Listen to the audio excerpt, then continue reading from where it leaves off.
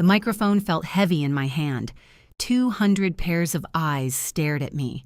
Some curious, most hostile. The Korean Mafia boss beside me looked like he was about to have a heart attack. His ex-fiancée's face had gone completely white. I should probably explain how a broke college student from Atlanta ended up crashing Seoul's most exclusive wedding with one of the city's most dangerous men as my date. But first, you need to understand what I was about to do, because in about 60 seconds, I was going to say something that would shock every single person in that room, including myself. This is how it happened. 3 weeks earlier, I was invisible. Just another exchange student in Seoul, working double shifts at a cafe in Gangnam, trying to scrape together tuition money while my photography dreams collected dust in my cramped studio apartment. Korea was supposed to be my fresh start, my chance to be seen as something more than what people expected. Instead, I felt more invisible than ever. That Tuesday started like any other. Morning rush, endless orders, my feet already aching by 9 a.m. Then he walked in, Kim Do-yoon. I didn't know his name then. Didn't know that the intricate dragon tattoo snaking up his forearm and disappearing under his custom suit sleeve marked him as someone important, someone dangerous. I just saw an intimidatingly handsome man in a three-piece suit who looked like he'd never waited in line for anything in his life. He didn't. His bodyguard ordered for him while he took a call in rapid Korean, his voice cold and clipped. I caught words I recognized. Betrayal, wedding, revenge. I was carrying his Americano to the pickup counter when someone bumped me from behind. The cup flew from my hands in slow motion, arcing through the air before splashing directly across his crisp white shirt and that beautiful, terrifying tattoo. The cafe went silent. I froze, waiting for the explosion. His bodyguard moved forward, hand inside his jacket. But Do-yoon held up one hand, stopping him. Then he looked at me. Really looked at me. His eyes were dark, unreadable, calculating. "I am so sorry," I stammered in broken Korean, grabbing napkins. So sorry. I'll pay for dry cleaning. "You're American," he said in perfect English, ignoring the coffee dripping down his shirt. "Yes, please, I'm so sorry." He studied me for a long moment, and I swear I could see gears turning in his head. Then, impossibly, he smiled. It didn't reach his eyes. "What's your name?" Lisa Andrews." Lisa. He tested the name like he was tasting wine. "How would you like to make $10,000, Lisa Andrews?" I blinked. "I'm sorry, what?" "One night. A few hours of your time.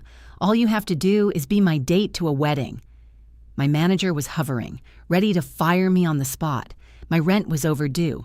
My student visa depended on my enrollment, and my enrollment depended on paying tuition in 3 days. But this screamed danger. "Who are you?" I asked. That smile again. Someone who always gets what he wants.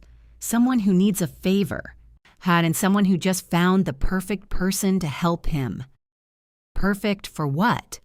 For shocking some very terrible people. He pulled out his phone, showed me a bank transfer screen.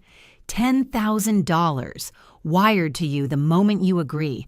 All you have to do is show up, smile, and be yourself. Nothing illegal, nothing dangerous. Everything about this screamed that it was absolutely dangerous. But I looked at that number. $10,000.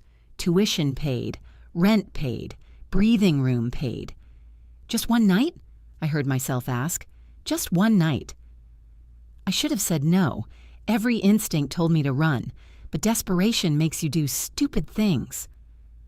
"Okay," I whispered. He held out his hand, and I noticed more tattoos peeking from under his cuff, intricate patterns that looked like they told a story. "Kim Do-yoon. I'll have my assistant contact you with details. Don't disappoint me, Lisa Andrews." His handshake was firm, cool, and felt like signing a contract with something I didn't understand. He left, and I stood there shaking. My coworker, Ji-hai, grabbed my arm. "Do you know who that was?" she hissed. "Someone rich?" Lisa, that's Kim Do-yoon. His family, she lowered her voice. They control things, dangerous things. You need to cancel whatever you just agreed to. But when I checked my phone, $10,000 sat in my account. Real money, life-changing money I didn't cancel. The next 2 weeks were a blur. Do-yoon's assistant, a stern woman named Ms. Park, called me daily with instructions, fittings for a custom dress, etiquette coaching, basic Korean phrases. A background story we'd tell if anyone asked. We met at an art gallery. Bonded over photography, he was charmed by my refreshing perspective. But why me? I asked Ms. Park during one session. He could hire a model, an actress, someone who actually knows this world. Ms. Park adjusted her glasses. Mr. Kim needs someone unexpected, someone who will make a statement, someone his ex-fiancée won't see coming. His ex is getting married? To his business rival, the wedding is designed to humiliate him publicly. He needs to show he's moved on, that he's unbothered, that he's chosen someone so completely different that it makes her choice look small. I felt sick. So I'm a prop. You're a very well-paid prop, Miss Andrews. Don't forget that. But during the final fitting, Do-yoon himself showed up. He dismissed his staff and walked around me slowly, examining the midnight blue dress that somehow made me feel powerful and vulnerable at once. You look uncomfortable, he observed. Because I am. I don't like being used. Everyone uses everyone. At least I'm honest about it. He poured himself a drink from a crystal decanter. Even that small movement revealed the tattoos wrapping around his wrists. Tigers, I realized. Symbols of power. Besides, you're using me too. For money you desperately need. That's different. Is it? He stepped closer and I caught his scent, expensive cologne and something darker. I'm curious, Lisa Andrews. Why did you come to Korea? To escape being defined by everyone else's expectations, I admitted, surprising myself. Something flickered in his eyes. Understanding, maybe. And yet here you are, playing another role. For one night. Then I go back to my life. We'll see. He handed me a velvet box.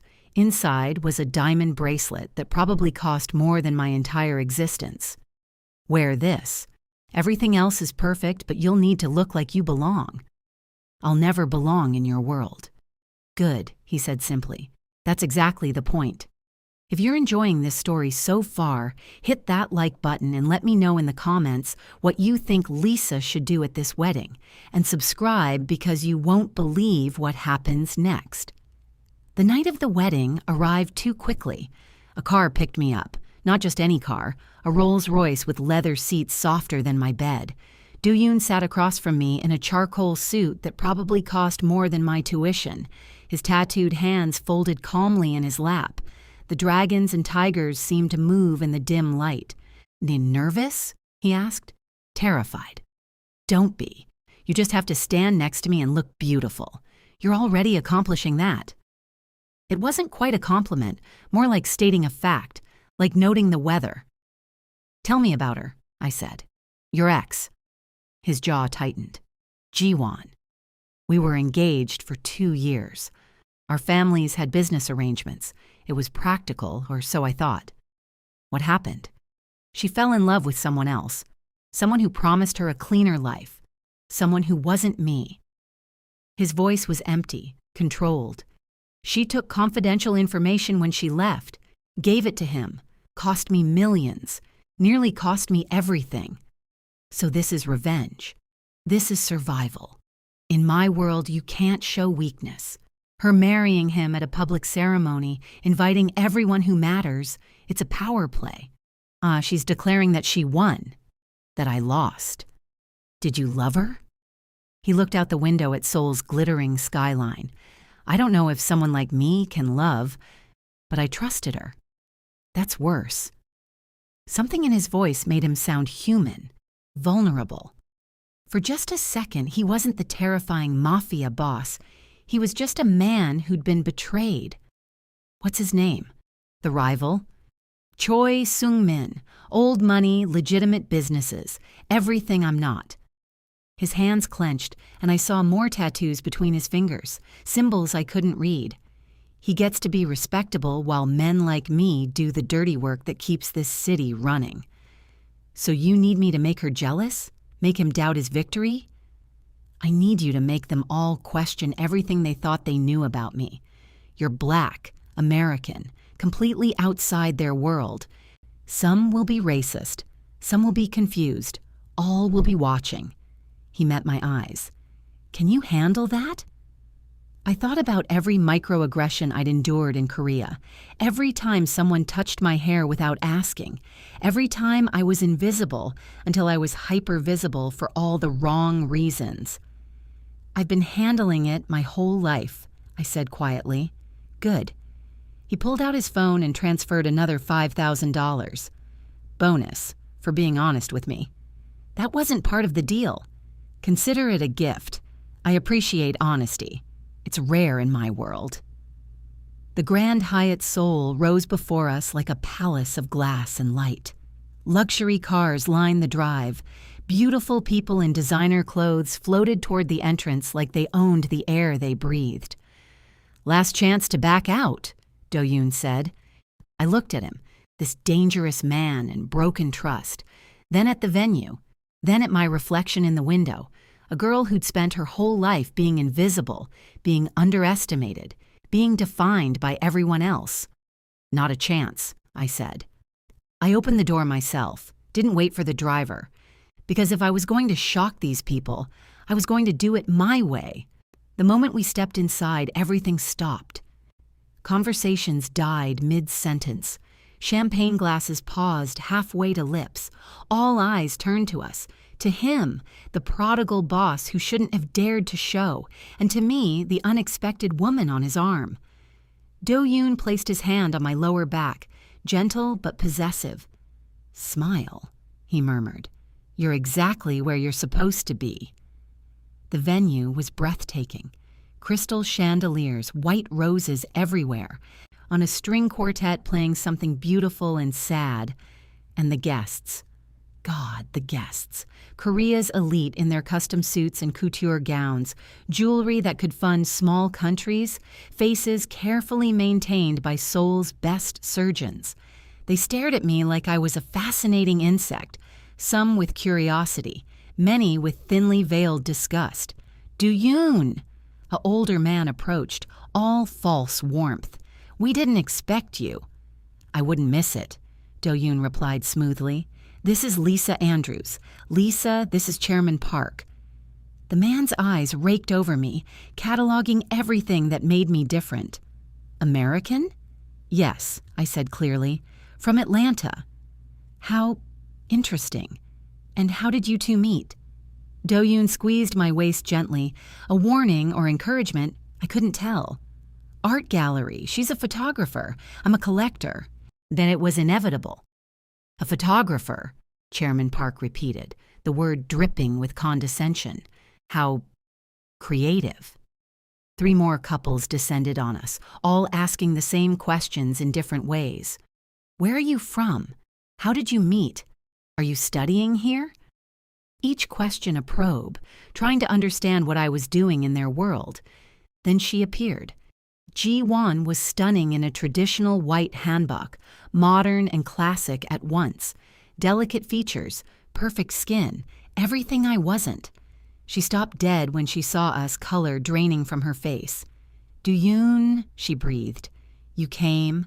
Of course. Congratulations are in order. His voice could have frozen fire. This is Lisa. Ji-won's eyes swept over me and I saw calculation behind the shock. How unexpected. Isn't it?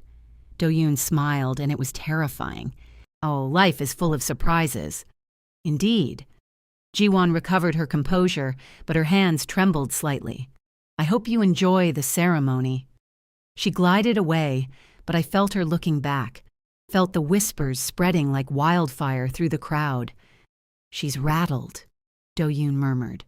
Good. I feel like a weapon. You are. The most effective kind. The one nobody sees coming. We found our seats as the ceremony began. Choi Seung-min stood at the altar, handsome in a traditional way, respectable and clean.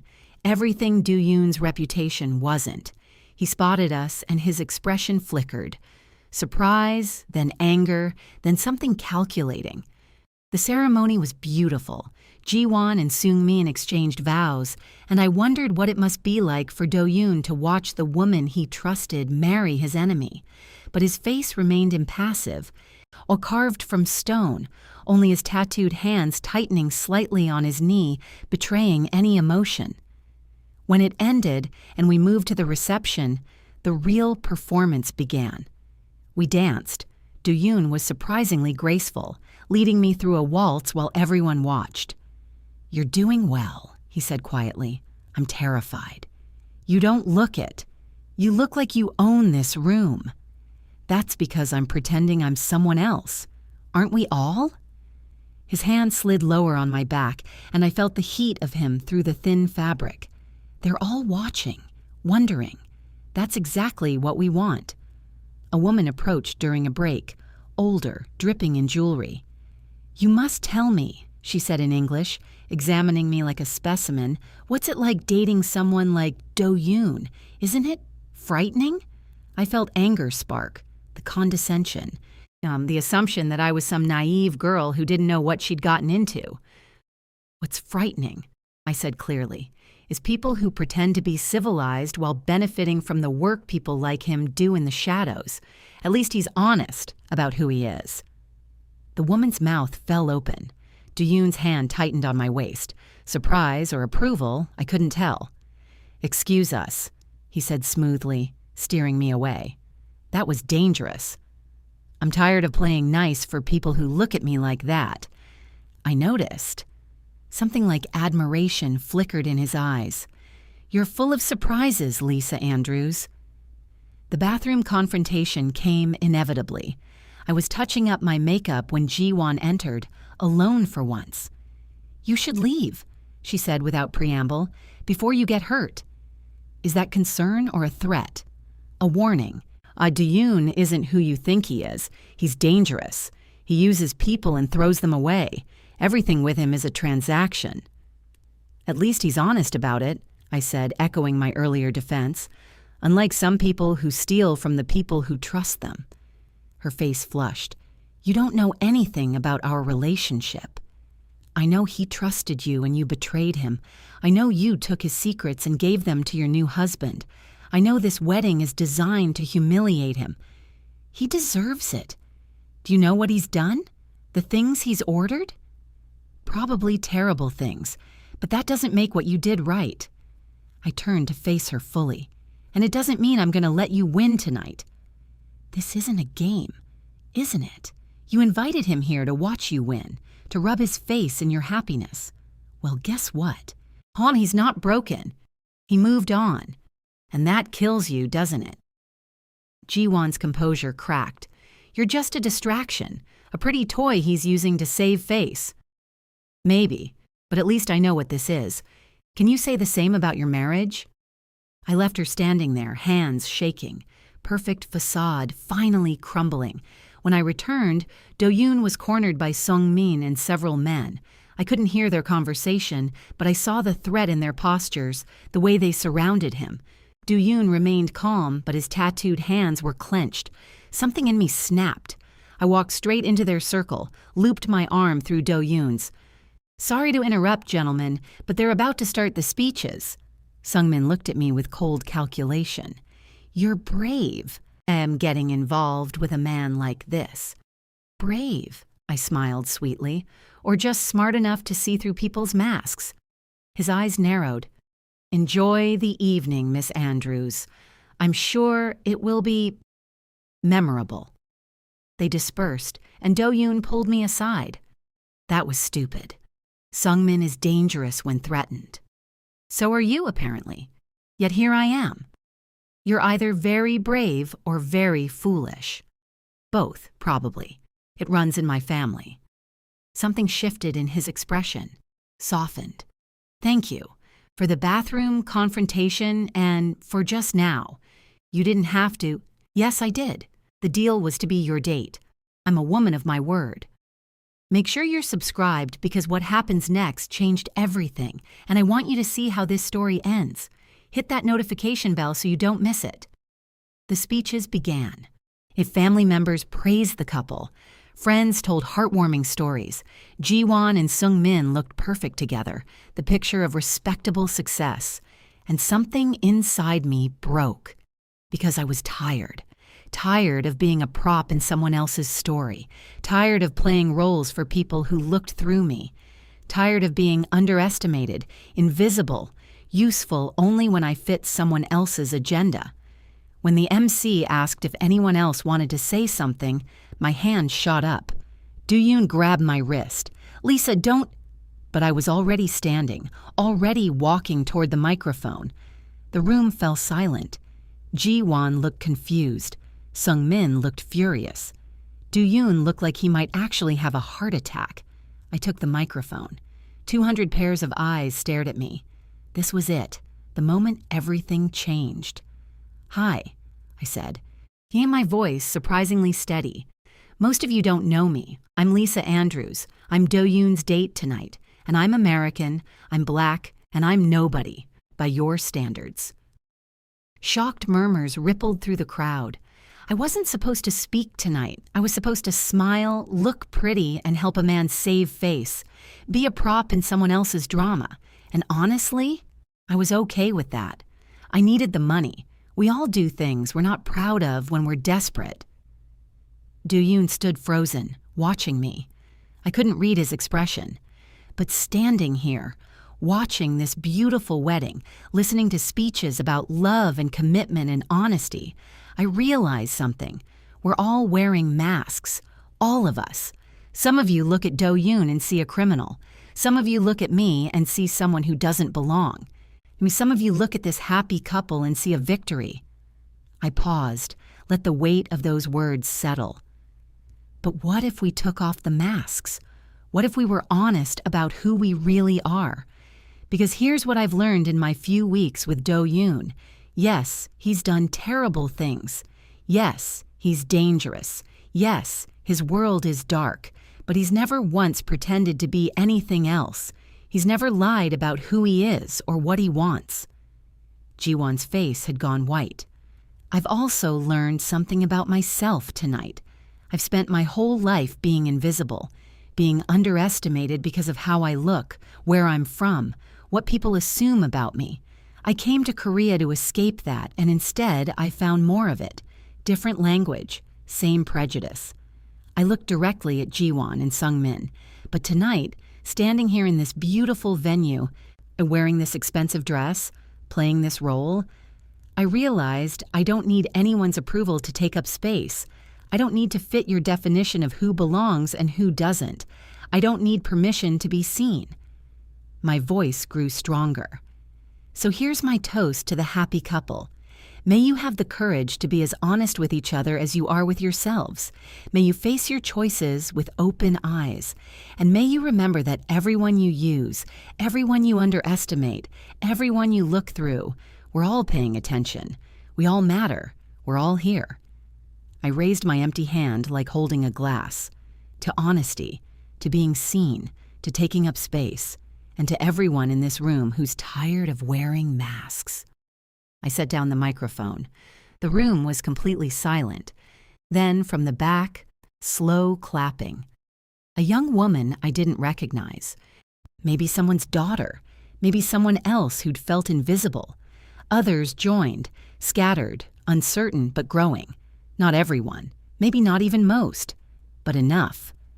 Ji-won's perfect wedding was no longer just about her victory. I'd made it about something bigger. I walked back to Do-yoon. He stared at me like he'd never seen me before. "We should go," I said quietly. He nodded, speechless, and we walked out together. The room buzzed behind us, voices rising in confusion and argument and shock. The Rolls-Royce was waiting. We climbed in, and neither of us spoke until we were blocks away from the hotel. Then Do-yoon started laughing, actually laughing deep and genuine, his tattooed hands covering his face. "What?" I asked. That was That was incredible, terrifying, insane, but incredible.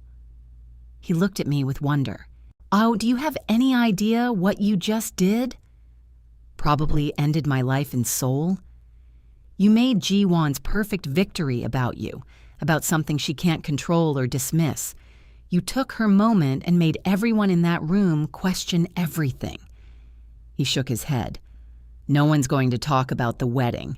They're going to talk about the black girl who gave a speech about honesty at the Mafia boss's ex's wedding.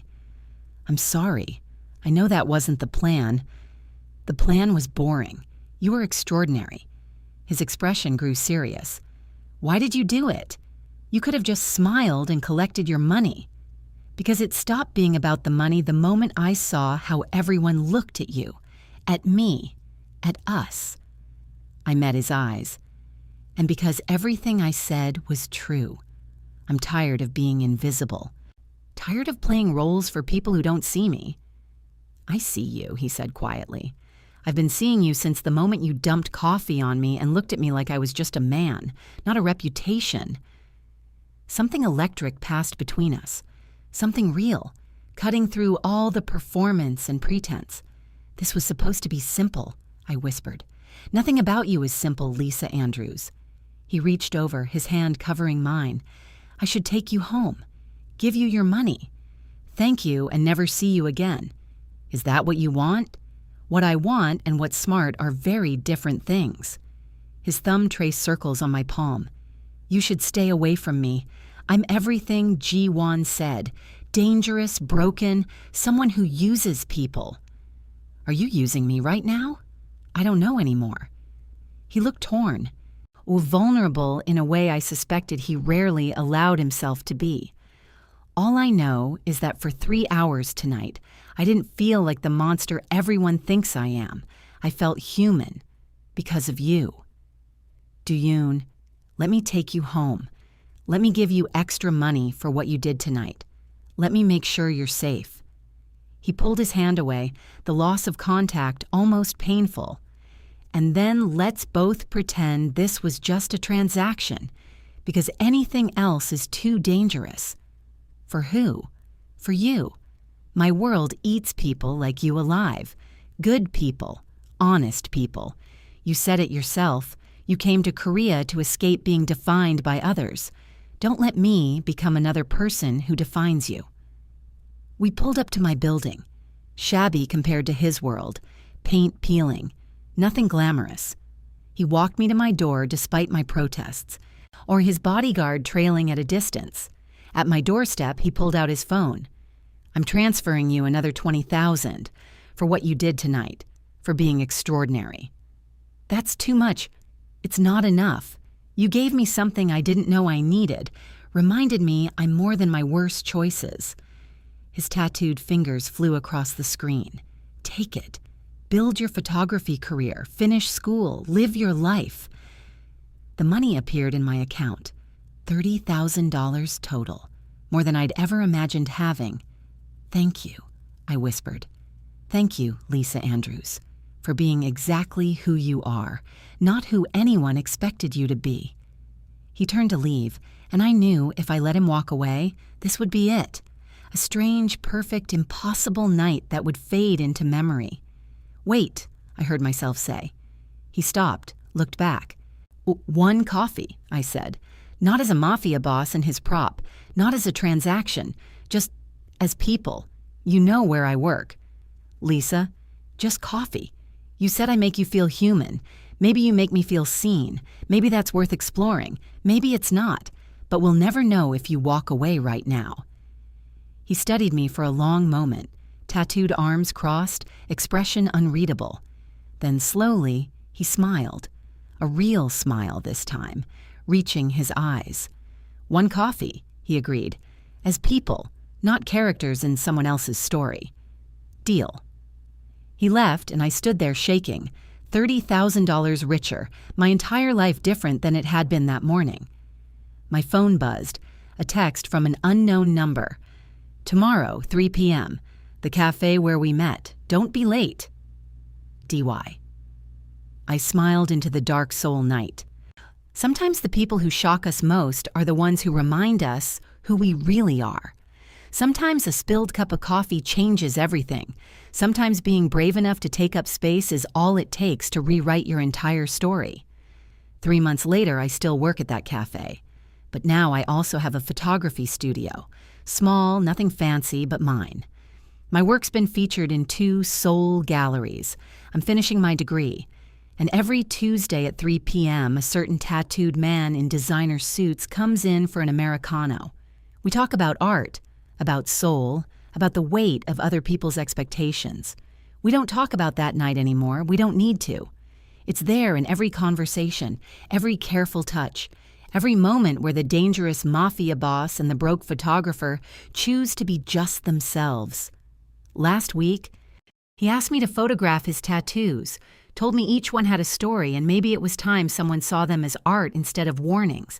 I said yes, because seeing and being seen, that's what we do for each other now. Is it love? I don't know. Is it forever? Probably not. His world is still dangerous, and mine is still struggling to find its footing. But it's real.